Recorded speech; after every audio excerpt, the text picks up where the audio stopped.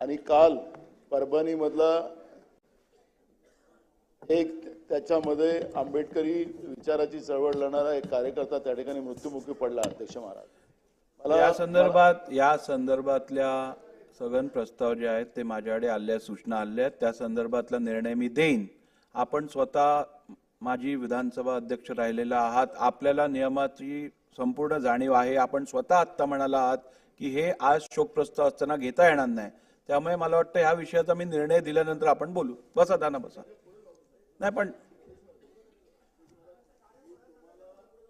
तुम्हाला अध्यक्ष महाराज, मी तुम्हाला मदतच केली अध्यक्ष महाराज, मला माहिती आहे. पण घटना अध्यक्ष महाराज, सरकार अस्तित्वात आल्यानंतरच्या घटना अध्यक्ष महाराज आणि आंबेडकरी जनतेमध्ये आणि बीडमध्ये झालेल्या घटनेचं अध्यक्ष महाराज पूर्ण राज्यामध्ये हाहाकार माजलेला आहे. अध्यक्ष महाराज, आपण कस्टोडियन आहात आमचे अध्यक्ष महाराज.